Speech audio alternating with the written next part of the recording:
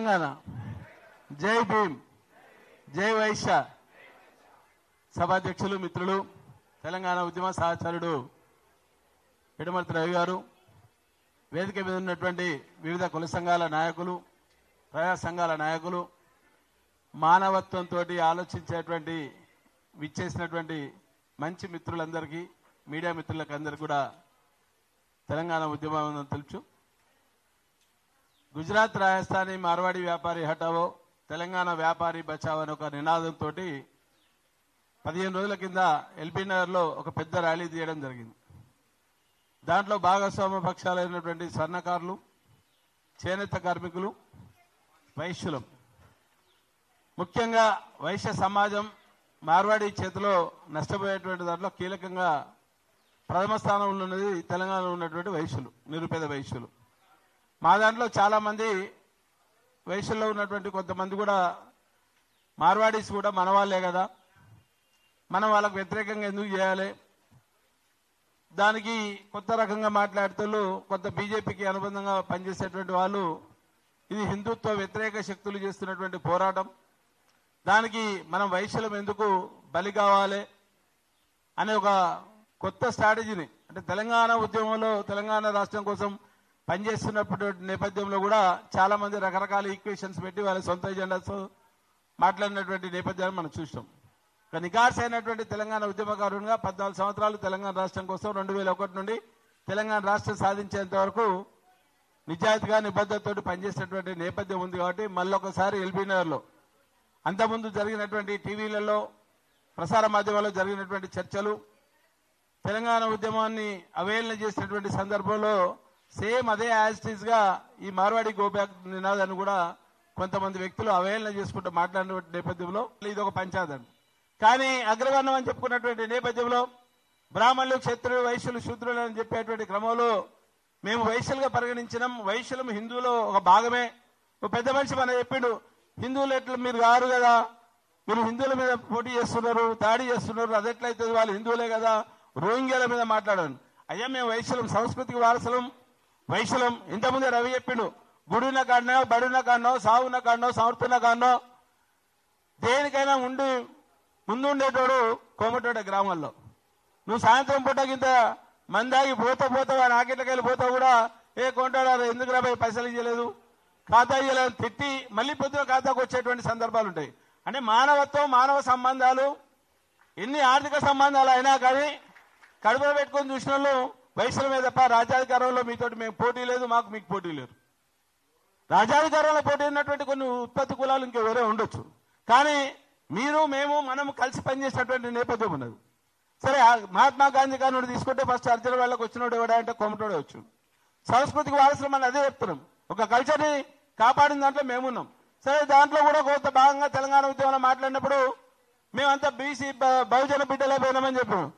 మేము నిజాం రజాకార్లకు వ్యతిరేకంగా పోరాటం చేసిన దాంట్లో కూడా మా వైశ్యులు కీలకంగా ఉన్నారు. ఒక బాసవ మానయ్య ఉన్నాడు, ఆందోళన నియోజకవర్గంకి వెళ్ళి ఆయనకు ఉరిశిక్ష చేసిండు. ఒక జైలు మల్లయ్య ఉన్నాడు, ఒక సామాజిక విప్లవ నాయకుడు. తెలంగాణ ఉద్యమాన్ని సజీవంగా కాపాడినటువంటి తెలంగాణ ఉద్యమం మళ్ళీ అవసరం అని చెప్పి భువనగిరిలో ఒక జనసభ పెట్టిన దాంట్లో కీలకంగా ఉన్నటువంటి ఒక జైలు మల్లయ్య మా వైశ్యుడే. తెలంగాణ ఉద్యమంలో 3 విద్యార్థులు చనిపోయినటువంటి సంతోష్, కార్తీక్, ఇంకో అబ్బాయి ఉన్నాడు. 3 అబ్బాయిలు చనిపోయారు తెలంగాణ రాష్ట్రం కోసం సాధనలో. కీలకంగా ఎల్బీ నగర్లో కెరోసిన్ మోసుకున్న దాంట్లో మా హరీషన్కి అగ్గిపెట్ట దొరికింది, అది దొరకలే, కానీ మాకైతే అగ్గిపెట్ట దొరికింది. నా చేతుల్లో శ్రీకాంతాచారి కూడా పోయిండు, మేమైతే అక్కడ పనిచేస్తాం. అంటే ఈ నేపథ్యంలో ఒక సమాజంలో పూర్తి స్థాయిలో పనిచేసిన దాంట్లో అద్భుతంగా కమ్యూనిస్టు నేపథ్యం ఉన్నటువంటి చాలా మంది కూడా రజాకాలకు వ్యతిరేకంగా పనిచేసిన దాంట్లో వైశ్యులు కీలకంగా ఉన్నారు. వైశ్యులు ఒక గ్రామంలో వైశ్యులు ఉన్న కాడ డెఫినెట్ ఆ గ్రామ అభివృద్ధిలో పాటుపడతారు. ఆ గ్రామాన్ని మంచిగా చూసిన దాంట్లో కలగల్లాడేటువంటి నేపథ్యం ఉన్నటువంటి వైశ్యులు ఉన్నారు. లాభం కోసం, లాభాపేక్ష కోసం చేసినటువంటి వ్యాపారాలు తప్ప ఇక్కడ దోచుకున్నటువంటి వ్యవస్థ లేదు. కానీ మార్వాడి వ్యవస్థ కంప్లీట్ దోచుకునేటువంటి వ్యవస్థలో ఉన్నాడు. వాడు మమ్మల్నైనా మిమ్మల్నైనా వాడికి మనం చెప్తాం ఊర్లలో సామెత వస్తే ఏం చెప్తాం, ఇటు కట్టుకొని కంటే అధ్వానం రా అంటాం. అంటే మనము వ్యాపార పరంగా చేసేటువంటి కటిక కావచ్చు, వాళ్ళు మనం మటన్ షాపులో, చికెన్ షాపులో పెట్టి అమ్మేటప్పుడు కనీసం నీళ్లు పోసైనా మనం చేస్తాం. జనరల్ గా హలాల్ అంటాం, లేకపోతే నీళ్లు పోసి గొర్రెని బలిచ్చేటప్పుడు చేస్తాం. కానీ వీడు ఆ బలి కూడా ఇయ్యడు, దేనికి రాడు. ఇంకొక పెద్ద మనిషి మాట్లాడారు, ఆ మాధవిలత ఆమె మాట్లాడింది, మనం అసలు సంస్కృతిని కాపాడేది వాళ్ళు ఎక్కడ మా బల్కంపేట ఎల్లమ్మకి వస్తావా, మా అంకాల జాతరకు వస్తావా, లేకపోతే మైసిగడ్డికి వస్తారా? వీళ్ళు దేనికి రారు కదా. మన గారికి ఇయ్యం పొత్తు లేదు, కంచం పొత్తు లేదు. ఎలాంటి పొత్తు లేనితోటి మనం ఎట్లా సంసారం చేయాలి? వాడు ఎట్లా మనోడవుతాడు? మనోడని చెప్పి మనమే మన దగ్గర ఉన్నటువంటి వాళ్ళే మాట్లాడుతున్నారు. సేమ్ తెలంగాణ ఉద్యమానికి ఎగ్జాంపుల్కి ఇంతకుముందు మన మిత్రులు మాట్లాడినట్టు లింకు వేసి మాట్లాడతారు. అరే అందరం కలిస్తేనే, అరే అందరం కలవచ్చు భయ్, కలవద్దని చెప్పట్లేదు, కానీ నువ్వు నన్ను మోసం చేస్తున్నావు, నిన్ను ఎట్లా కలుపుకోవాలి? నీదంతా ధృతరాష్ట్ర కౌగిలి, విష కౌగిలి. మార్వాడోదంతా ధృతరాష్ట్ర కౌగిలి ఉంటుంది. సెంట్రల్ నర్వస్ సిస్టమ్ మీద పనిచేసేవాడు. మన మొత్తం ఆర్థిక మూలాల మీద విధ్వంసం చేస్తున్నాడు. ఈ రోజు హైదరాబాద్ జిహెచ్ఎంసీ పరిధి తీసుకుంటే, లేకపోతే త్రిపురారు తీసుకున్నట్టు నేపథ్యంలో అత్యధికంగా ల్యాండ్ బ్యాక్ ఉన్నది మార్వాడ వాళ్ళ దగ్గర ఉన్నది. వాడు ఇంకా అసలు నేను లోతుగా విశ్లేషిస్తే, గతంలో మనోడు మీటింగ్ పెట్టినప్పుడు, పిడమర్తలో మీటింగ్ పెట్టినప్పుడు బస్సుబాబు ప్రశ్నలో ఆ రోజు చెప్పిన, అసలు మార్వాడి సింధువులు కాదు, వాడు జైన మతాన్ని పూజిస్తాడు. యడ్యూరప్ప కాడికి పోతే ఆయన శైవ మతం అంటాడు, మనం హిందూ మతం అని చెప్పి మనం చెప్తాం, ఆడమ్మ జైన మతం. మా జనగాం ఆలయభాగం కొల్లనపాక ఉన్నది, జైన్ టెంపుల్ ఎప్పుడో 2000 సంవత్సరాలు 1000 సంవత్సరాల కింద కట్టిండు. లేదంటే మా ఎల్బీ నగర్ లో జైన్ మందిర్ ఉన్నది, మా పక్కనే మా వైశ్య కమ్యూనిటీకి సంబంధించినటువంటి మా వాసవి మాత టెంపుల్ ఉంటుంది. వాసవి మాత టెంపుల్ ఏమో ఇట్లా వెలవెల్లాడుతుంది, మన టెంపుల్ ఏమో వైష్ణోదేవి ఆలయం లాగా పనిచేస్తుంది జైన్ మందిర్. అంటే ఎక్కడ ఉన్నటువంటి నేపథ్యం ఉన్నది. వాడు వైశ్యులు అని చెప్పుకుంటాం, మేము మార్వాడి పంజా ఒకటే, మా అమిత్ షా ఒకటే, మా ఓం బిర్లా ఒకటే, మా కేజ్రీవాల్ ఒకటే, మా రేఖా గుప్తా ఒకటే. ఎస్, గుప్తల కాలం సందేహం. కానీ మరి నీకు నాకు హైదరాబాద్ లో తెలంగాణ సమాజంలో పొత్తెక్కడ ఉన్నది? నిరుపేద వయసులు ఉన్నటువంటి సమాజం అది. అగ్రవర్ణం పేరుకుండొచ్చు, కానీ రాజకీయంగా అధమ వర్గంలో ఉన్నాము, ఆర్థికంగా కూడా వెనుకబడినటువంటి నేపథ్యంతో మేము ఉన్నాం. దానికి ఎగ్జాంపుల్స్ ఎన్నో ఉన్నాయి. ఈ రోజు వాళ్ళు తీసుకున్నటువంటి ఇండస్ట్రీస్, మార్వాడి చేతిలో ఉన్నటువంటి ఇండస్ట్రీస్ టోటల్ గా ఎంటైర్ తెలంగాణ సమాజంలో వాని దగ్గరనే ఉన్నాయి. మార్బుల్ తీసుకోండి, ప్లైవుడ్ తీసుకోండి, శానిటరీ తీసుకోండి, ఎలక్ట్రిసిటీ తీసుకోండి, దాల్ మిల్ తీసుకోండి, ఆయిల్ మిల్ తీసుకోండి, ల్యాండ్ బ్యాంక్ తీసుకోండి, టింబర్ డిపో తీసుకోండి, ఫార్మా తీసుకోండి.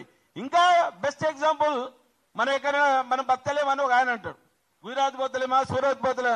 అరే విధవా, మనం ఎక్కడనే పోవచ్చు, వాడు కూడా ఎక్కడనే రావచ్చు, కానీ దానికి ఇంటర్ స్టేట్ మైగ్రేషన్ యాక్ట్ అనేది ఒకటి ఉంటుంది. వాడి ఫ్యాక్టరీలలో 80% లోకల్ ఇవ్వాలి, మన వాని బాధ్యత. కానీ దాని గురించి మాట్లాడతామంటే మీరు గోబ్యాక్ అన్నారు కదా, అట్లా మాట్లాడతారు. బరాబర్ అది మాట్లాడతాం, ఇది కూడా మాట్లాడతాం. వాడి కంపెనీలలో మన వాటా ఇచ్చేంత వరకు వారిని వదిలిపెట్టేటువంటి విషయమే ఉండదు. దానికి ఎంత కాడికైనా పోనీ కూడా మనం రెడీగా ఉంటాం. డెఫినెట్ ఇవ్వాల్సినటువంటి బాధ్యత ప్రభుత్వం. మనము వానికి ఒక జాగ ఇస్తే, 10 ఎకరాలు ఇస్తే, ఇంకొక ఆయన ఎగ్జాంపుల్ చెప్పిండు, మహావీర్ హాస్పిటల్లో మేము సేవ చేస్తున్నాం. అరే నీ అయ్యేది కాదురా, మహావీర్ హాస్పిటల్లో మా భాగస్వామ్యం కూడా ఉంది, తెలంగాణ సమాజం భాగస్వామ్యం ఉంది. తెలంగాణ ప్రభుత్వం ఇచ్చినటువంటి వాటా ఏదైతుందో ఆ వాటాలో నువ్వు ఇవ్వాల్సినటువంటి బాధ్యత నీకున్నది. నువ్వు అక్కడ పెత్తనం చేసేది సమ్ ఎక్స్టెంట్ 30 సంవత్సరాల వరకే, కానీ అన్ని వనరులు మేము కల్పిస్తున్నాం. ఎలక్ట్రిసిటీ సబ్సిడీ ఇస్తాం, ల్యాండ్ సబ్సిడీ ఇస్తాం, రిజిస్ట్రేషన్ల సబ్సిడీ ఇస్తాం. తెలంగాణ ప్రభుత్వం ఇస్తుంది. ఏ ప్రభుత్వం ఉన్నా తెలంగాణ సమాజంలో భాగస్వాములం కాబట్టి మాకు కూడా అందులో హక్కు ఉంటుంది. దాన్ని మాట్లాడరు. ఇంకా దారుణమైనటువంటి విషయం ఏంటంటే దేవుళ్ళని కూడా గాయబ్ చేస్తారు. దేవుళ్ళ పేర్లు కూడా వాళ్ళే పెట్టుకుంటారు. వాడు బిర్లా టెంపుల్ అంటాడు, వాడు సాంఘీ టెంపుల్ అంటాడు. అంటే వెంకటేశ్వర స్వామి టెంపుల్ మనం కొలుస్తాం, బాలాజీ అంటాం, లేకపోతే వెంకన్న అంటాం, తిరుపతి వెంకన్న అంటాం, తిరుపతి పోతాం. మనకు అక్కడ ప్రాంతంతో సంబంధం లేదు. కానీ వాడి పేరే చూడు సంఘీ టెంపుల్. కోయడలో ఉంటుంది సంఘీ టెంపుల్, వెంకటేశ్వర స్వామి టెంపుల్ అని ఎవడన్నాడు. రేపటి కాడే రాబోయే తరంలో కూడా వాళ్ళు ఏం చేస్తారంటే బిర్లా పిల్లలు, టాటా పిల్లలు, ఆదాని పిల్లలు అని పేర్లు పెట్టుకుంటారు. అంటే అంత వ్యవస్థని వాళ్ళ చేతిలో గుప్పిల్లో పెట్టుకొని ఆ వ్యవస్థని విధ్వంసం చేసే దాంట్లో కీలకంగా ఉంటారని చెప్పడం కోసం ఎగ్జాంపుల్ చెప్తున్నాను. గుజరాత్ లో తెలంగాణ గల్లీ అని ఉంటుందా? ఎవరైనా మనం పెట్టుకోగలుగుతామా? ఆంధ్రలో పెట్టుకోలేకపోతాం, కానీ ఇక్కడ హైదరాబాద్ లో గుజరాత్ గల్లీ ఉంటుంది. వాటి గల్లీ పేరే గుజరాత్ గల్లీ. ఇందర్బాగ్ పోదాం, ఒక్కడనే జీరో, టోటల్ జీరో వ్యాపారాలే ఉంటాయి. ఒక్క గుజరాతీ గల్లీలో ఇందర్బాగ్ లేకపోతే ట్రూప్ బజార్ పోతే తెలంగాణ రాష్ట్రంలో ఉన్నటువంటి అప్పంతా కూడా మార్వాడీలను సోదా చేస్తే తెలంగాణ రాష్ట్రం ఖజానాకు ఉన్నటువంటి 4 లక్షలు 5 లక్షల కోట్ల అప్పు వాళ్ళ దగ్గరికి వెళ్ళి తీయచ్చు. అంటే అంత దోపుకోము, అంత దోపిడీ చేసినటువంటి విధానం ఉన్నది. దానికోసం మేము ఈరోజు మాట్లాడుతున్నాం. ఇది వాళ్ళు వచ్చినటువంటి సమస్య కాదు. ఏదో ఒక శ్యామ్ మీదనో లేకపోతే ఇంకో పిల్లాని మీదనో శివ మీదనో వచ్చినటువంటి సాయి మీదనో వచ్చినటువంటి సమస్య కాదు. ఎన్నో సంవత్సరాలకెళ్ళి ఆవేదనతో ఆలోచన చేసుకుంటూ వస్తున్నటువంటి నేపథ్యంలో ఎక్కడో దగ్గర మొదలు పెట్టాలి. కాబట్టి ఇప్పుడు ఇన్ని సంవత్సరాలు ఎందుకు చేయలేదా అంటే 60 సంవత్సరాల తెలంగాణ ఉద్యమం కోసం 1969లో 370 మంది ప్రాణాలు కోల్పోయినాం.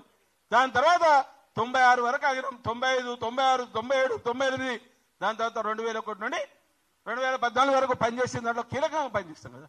ఇంకో మిత్రుడు అంటాడు యూనివర్సిటీ విద్యార్థులకు ఏం సంబంధం? ప్రతిదీ కూడా యూనివర్సిటీ విద్యార్థులకే సంబంధం ఉంటుంది. ఏ సమాజాన్ని తీసుకున్నా యూనివర్సిటీ విద్యార్థులతోటే ముడిపడుతుంది. యూనివర్సిటీ విద్యార్థులతోటే కదా వచ్చేటువంటిది. ఆ రోజు తెలంగాణ ఉద్యమం మొత్తం పూర్తి స్థాయిలో ఒక ఊపందుకున్నట్టు విద్యార్థి ఉద్యమం అదే ఉస్మానియా యూనివర్సిటీ కేంద్రీకృతంగా పనిచేసినటువంటి దాఖలాలు ఉంది. ఈరోజు మాట్లాడుతూ రాజకీయ పార్టీలు వాళ్ళ పబ్బం గడుపుకోవడం కోసం రకరకాలు ఉన్నటువంటి రాజకీయ పార్టీలు వారికి విధానాల కోసం మాట్లాడచ్చు. ఈ రోజు వరకు కూడా ఒక్క పార్టీ కూడా వాళ్ళ విధానాన్ని ప్రకటించలేదు. మార్వాడీల మీద కనిష్ట చెప్పేటువంటి సాహసం చేయట్లేదు. ఎందుకంటే ఆర్థిక మూలాలు వాళ్ళు అవకాశం ఉన్న కాడికి ఆర్థిక మూలాలతోటి ఇమిడేటువంటి అంశం కాబట్టి అవి దెబ్బతింటే వాళ్ళకు వచ్చేటువంటి స్థాయిలాలు రావన్న ఒక ఉద్దేశంతో డెఫినెట్ గా నార్త్ ఇండియాకు సౌత్ ఇండియాకు ఒక వైరుధ్యం ఉన్నది. వాళ్ళ జీవన విధానం వేరు, మన జీవన విధానం వేరు. ఇది పూర్తి స్థాయిలో దక్షిణాది ఉత్తరాది మనమే చెప్తున్నాం. రేపు రాబోయే కాలంలో కూడా ఒకవేళ కేంద్ర ప్రభుత్వం తీసుకున్నటువంటి జమిలీ ఎన్నికలు తీసుకున్నా, డీలిమిటేషన్ తీసుకున్నా అత్యధికంగా నష్టపోయేది మన దక్షిణాది ప్రాంతం వాళ్ళే. దాని మీద కూడా చర్చ చేయాల్సినటువంటి అవసరం ఉంది. ఆ చర్చ కూడా మా ప్రజా సంఘాలకే ఉన్నాయి, మా విద్యార్థులకే ఉన్నాయి, మా యూనివర్సిటీ పిల్లలకే ఉన్నాయి, బహుజన పక్షాలకే ఉన్నాయి. దాని మీద మేము కొట్లాడుతాం తప్ప మేము వేరే రకంగా కొట్లాడం. ఈ ఆస్తి పంపకాల కోసం మేము రావట్లేదు. మా దగ్గర ఉన్నటువంటి దోచుకున్న సొమ్ముని కక్కించేదానిగా వదిలిపెట్టమని చెప్పి ఈ సందర్భంగా చెప్తూ, మీరు తీసుకున్నటువంటి ఏ నిర్ణయాలకైనా కలిసి పనిచేసే దాంట్లో, జేఏసీలో కలిసి పనిచేసే దాంట్లో అత్యధికంగా నష్టపోయేటువంటి మా కమ్యూనిటీ వైశ్య కమ్యూనిటీ కాబట్టి మీరు చెప్పేటువంటి దాంట్లో ప్రతి దగ్గర కూడా వైశ్య వికాస వేదిక ముందుంటుంది. నికాసైనటువంటి ఒక తెలంగాణ ఉద్యమకారునిగా వైశ్యుల కోసం పనిచేసేటువంటి మా దాంట్లో ఎన్ని సంఘాలున్నా ఏకైక సంఘం వైశ్య వికాస వేదికనే నిజాయితీగా నిబద్ధతతో వైశ్యుల కోసం పనిచేస్తున్నటువంటి సంఘం కాబట్టి పూర్తి స్థాయిలో మీరు తీసుకున్నటువంటి నిర్ణయాలకు మేము పనిచేస్తామని చెప్పి కలిసి నడుద్దాం. అసలైన తొలి వెలుగు. ఫాలో వాట్సాప్ @తొలి వెలుగు official.